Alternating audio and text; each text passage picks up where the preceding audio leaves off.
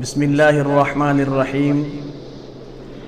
لوگ آیت الکرسی پڑھتے ہیں اور ان کا یہی ہوتا ہے کہ ہمیں آیت الکرسی سے فائدہ نہیں ہو رہا۔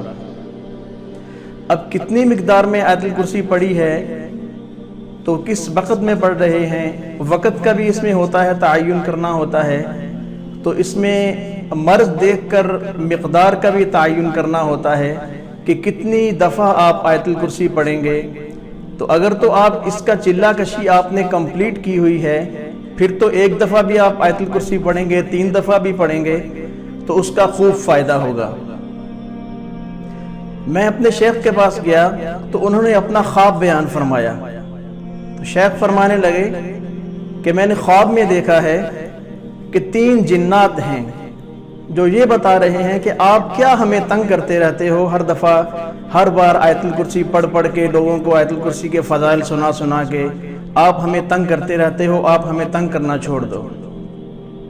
شیخ فرماتے ہیں میں نے خواب میں آیت الکرسی پڑھنا شروع کی، تو جب انہوں نے خواب میں آیت الکرسی پڑھنا شروع کی تو ان میں سے ایک جو جن تھا، جو ان تینوں میں سے بڑا تھا، وہ کہنے لگا آپ ہمارا کیا بگاڑ لیں گے آیت الکرسی پڑھ کے۔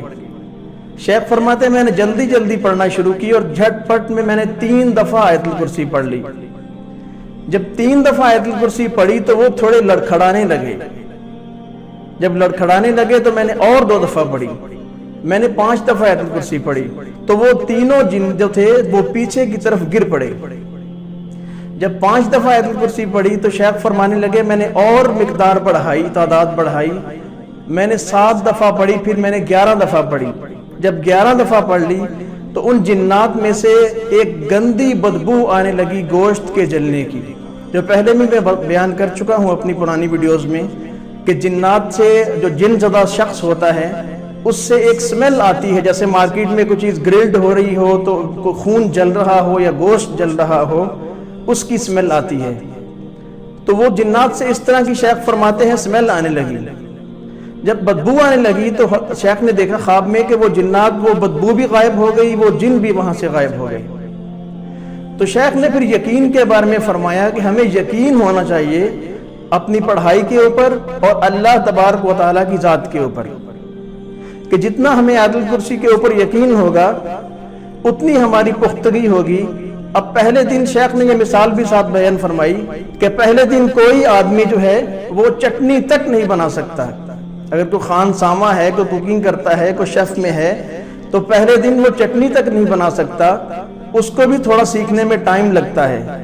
اگر کوئی ایکسپرٹ کوکنگ میں ایکسپرٹ ہے، اپنے کام میں ماہر ہے، تو وہ 100 بندوں کا بھی کھانا بنائے گا اور اس کو پورا اعتماد ہوگا کہ میں کھانا بناؤں گا اور بہترین اس کا ذائقہ ہوگا، ٹیسٹ بھی اس کا اچھا ہوگا انشاءاللہ۔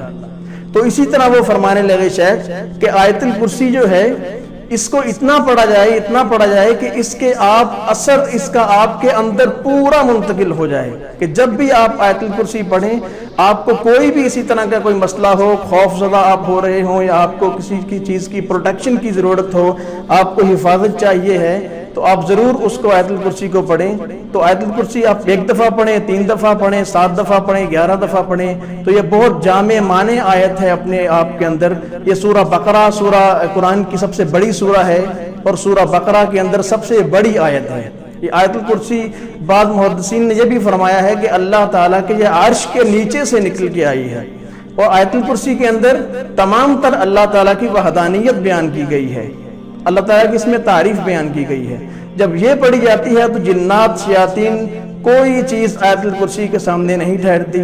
تو ہمیں چاہیے کہ ہم آیت الکرسی کا اپنا ورد بنائیں۔ آیت الکرسی کے حوالے سے اور بھی کافی سارے واقعات ہیں، احادیث ہیں، وہ بھی انشاءاللہ آپ کے سامنے وقفے سے انشاءاللہ عرض کرتے رہیں گے۔ جزاک اللہ خیر و حسن۔